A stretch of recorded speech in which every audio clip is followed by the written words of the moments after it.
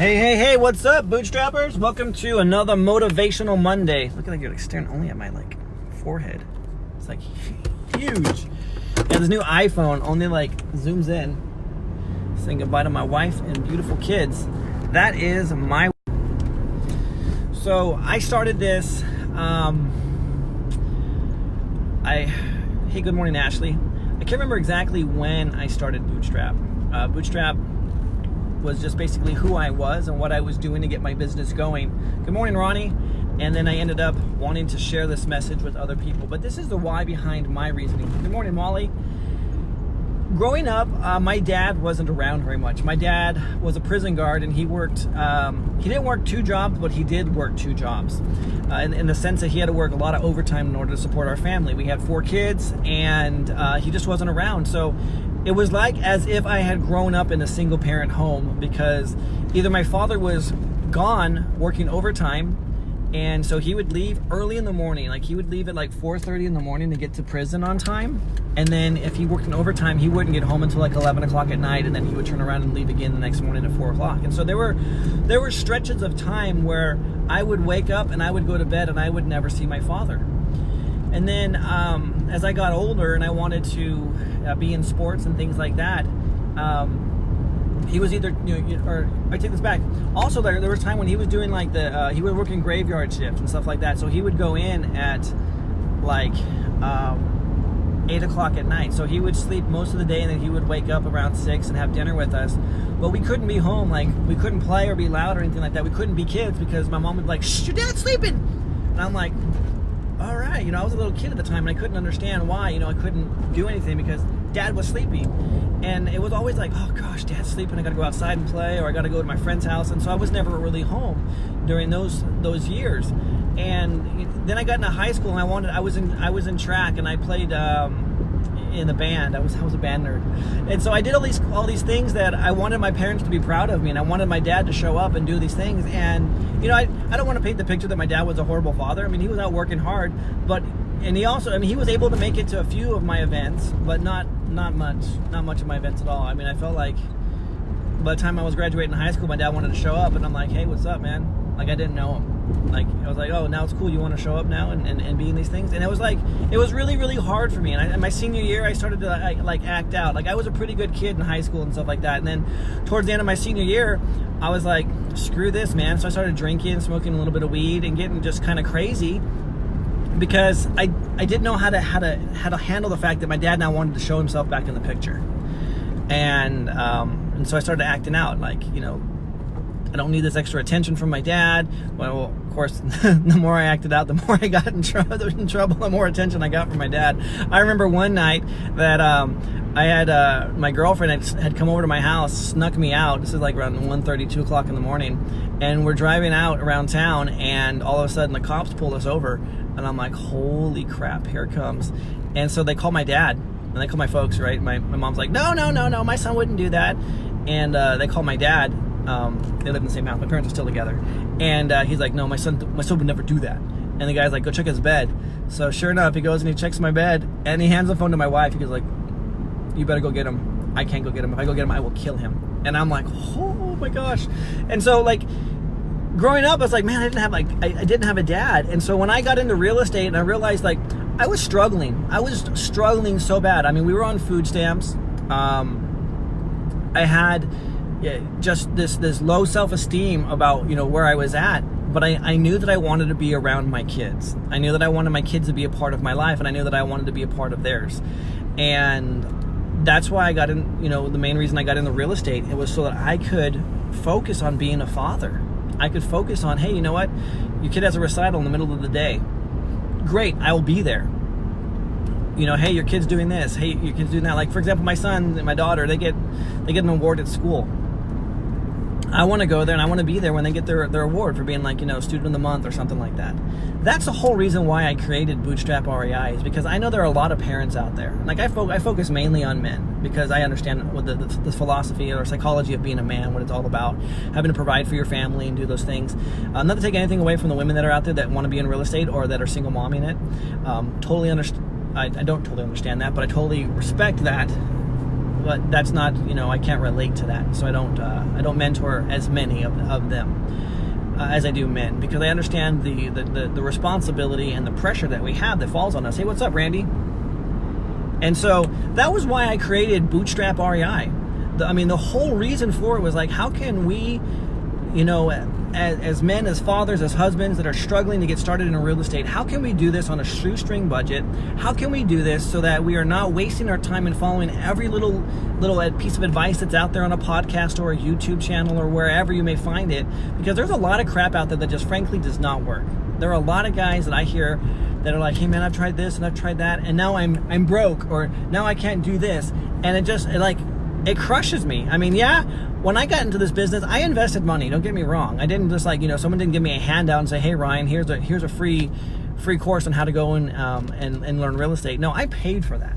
I paid for that. I put my time in, and I did what it took in order to be successful. But I see that there's a lot of crap out there that I'm listening to these podcasts, or I'm reading someone's blog, and I'm like, this dude is full of crap. This guy's not doing deals. This guy's just making up stuff, or he's all theorized. He's like, yeah, that's how I do this and that. I'm like, this stuff does not work in this market. There's just no way that these guys some of the guys that say that they're doing what they say they're doing are not really doing it. And this got to me as I was listening to these different podcasts. I'm like, you know what? I needed to start. And so I started a podcast. And that's actually how Bootstrap REI started. I started a podcast way back in the day. And then I just realized I suck at it. I suck at consistency. And I didn't have the skill set to host it and clean it up and do all this stuff. And I let that go. But doing these videos, it's easy, it's clean, I can get up there and get it out. But that was my why. That's my reason behind starting Bootstrap REI, was that I wanted to give opportunity to those that wanted to spend more time with their family and make a great living in the process, and doing the things that actually do work. And for me, it's the stuff that it works, but it takes little to no, or very little to almost no amount of money to get it working, because it's going to take it. You're going to basically substitute your money for effort. There are guys that have money, and there are guys that have time. And basically, holy crap, watching the screen. So there are guys that have time, and there are guys that have money, and most of you are starting off with a lot of time. You don't have a whole lot of money. What's up, Eric? And so that's what Bootstrap was really designed to do, is how do you bootstrap this business? How do you go from little to low cost to getting leads, to getting deals? And it takes a lot of creativity, and it takes a lot of your time, and it takes a lot of being willing to do some of the things that, the guys that have the money aren't willing to do. Like, for example, drive around, knock on doors, calling people, doing the hard work that it takes to find a deal, but you have to do it. And the guys that have money, they're willing to just go ahead and drop, $40,000, $50,000. Maybe not that much. I do know guys that do spend that much, but when you're just getting started, you're not. You're probably going to spend $1,000 to $2,000 in postcards. And maybe you don't have the $1,000 to $2,000. If you're going to do a postcard campaign, you need to commit to consistency of doing it anywhere from 2 to 3 months, if not longer, before you start to see some traction on that. But maybe you don't have that kind of money to just go and blow on a postcard campaign. But I can tell you what, if you're just starting out and you're dropping that kind of money, I can tell you what, you are wasting that money, because one, you don't have the skill set to talk on the phone, and two, if you're working a job trying to do this, you're not going to be available either. So I would rather have you go out there and start knocking on some doors, start picking up some phone calls, like calling some people that are in pre-foreclosure or in other distressed situations, even talking to for sale by owners, and get sharp on the phones. That's really going to help you to get started, and to at no cost, and it's going to really refine your skills, because without that, you go and you blow $6,000 on a mail campaign, and you may get 100 and 150 phone calls that come in, but if you don't know how to handle the phones, you just blew that money, man. You just wasted that money. Yeah, you're going to get some leads. You might be able to put in some kind of auto follow-up system, but first crack at it, someone else is going to get. What's up, Jeremy? If they're calling other postcards that are coming to them and they're hot, they're gone already. So that's the whole thing about Bootstrap, is how do we start small? How do I start with a low budget? You may need a little bit of money. You have to mail something. Like, I go out to probate, I pull probate leads and I mail those out. You have to have some kind of invested capital into it, but not much. But how do you start to sharpen your saw? How do you refine your skills so that when you do grow and you do scale, you're ready for it? You're not paying for that education as you go. You're not paying to learn on your dime as you try to grow and to scale. So that was the whole idea behind the philosophy of Bootstrap, and the process is that you're making money so that you can spend time with your family. I'm curious, what's up, Jonas? What are some of your guys' whys? Like, why are you here? Like, why are you, I'm not specifically here listening to this right now, but why are you in real estate? Excuse me. What is it that keeps you motivated when times are tough? Because times they come, they have ebb and flows, you have ups and you have downs.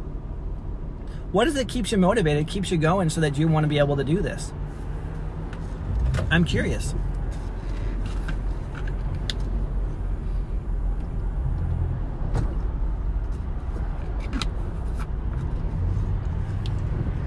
I'll tell you one other story while I'm waiting for you guys. When I got my first check, so I was out in Georgia for 3 weeks, got my first check, $20,000. At that moment, I just knew. One, I knew that I was going to succeed. I didn't have any doubt that I wasn't going to succeed. I just didn't know when. But I had that firm commitment that I was going to succeed in this business. Secondly, I was hooked. I was like, this is it. I'm going to be doing this for the rest of my life, and I'm going to support my family, and I'm going to be able to spend time. Like, I loved it. I'd wake up and I'd have breakfast with my kids. I'd have lunch with my kids, and I would have dinner with my kids. And I just loved being at home with my family. Every single meal, almost every day. I mean, there were some lunches where I was out working or something like that. But for the most part, I was just there. However, that was in December. I didn't get my next check, my next payday. It didn't come until, I want to say March of the following year. So December 19th, I got my first payday. First check. I'm like, woo, yeah, baby, I'm loving this. I'm on this emotional high. All the endorphins are kicking in. I'm just like, yeah, this is rad. So January, February, March. And it was like towards the end of March where it might have even been April. I'd have to go back and check it out. Let's just say it is April. So it's 4 months. So there's 4 months. Fortunately, I do have money in the bank, but fortunately for 4 months, I'm like, man, dude, this is tough. Like, I got my first deal, but how do you get more? How do I become consistent? And I was struggling from going from one deal like every 4 months to trying to figure out how to get a deal every 2 months to eventually scaling this thing to a deal every month to 2 deals a month to we're doing 5 or 6 deals a month now consistently. And it's like, how did that happen? Well, that's all what I learned in trying to grow this myself organically. There are certain things that work and certain things that don't work. And, for me, that was it. But the motivation to keep me going was, one, I believed in myself. I believed that this would work. I already had the proof. I already had the first check. But even before that, I believed that it was going to work, that I was going to be able to support myself and my family. And so that was the main, why behind me continuing to stick with it. Because, gosh, man, 4 months is a long time to day in and day out and not see any results whatsoever. And it wasn't because it didn't work. It was because I wasn't working. I wasn't sharp enough. I didn't have the skills.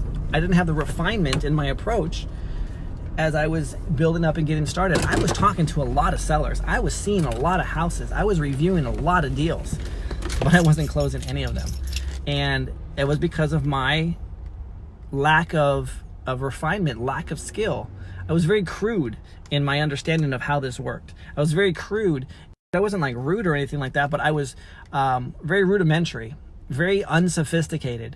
And that's what happens. That's why I created these flashcards. That's one of the main reasons why I created the flashcards that you can get at bootstraprei.com/flashcards. I mean, that was one of the main reasons is I wanted to shorten that learning curve for so many people. But that was my big why behind this. And again, the bigger why is that so I can be a dad, so I can be a father, so I can spend time with my kids, so I can go on vacation with my wives. We go on vacation with my wives. I am Mormon, but I don't have multiple wives. I shouldn't say I am Mormon. I'm a member of the Church of Jesus Christ of Latter-day Saints. That's the official name of the church that I belong to. But anyway, I digress.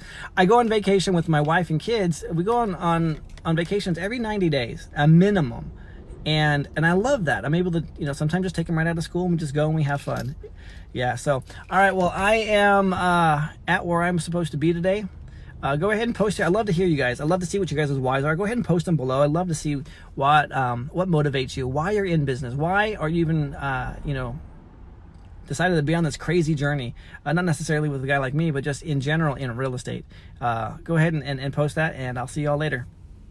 Because, oh wait, one other thing I gotta say. Just remember, guys, you are only one deal away, and I truly, honestly believe this. You are just one deal away from changing your entire financial future. That's all it took for me was one deal, and many of you, you're already on that path. You've already had that first deal, and you've tasted that success, and you're just rolling with it. Many of you haven't had that yet, and I got a surprise coming for you. If you haven't had your first deal yet, just stay tuned. In the next, if it's not this week, it'll definitely be in the next coming weeks. You'll see something that I've created for you specifically to help you get that deal done, so that you can taste what I'm talking about and want to just jump into this thing feet first and just go full steam ahead. All right, guys, I'm Ryan Nickel, and I'll see you later.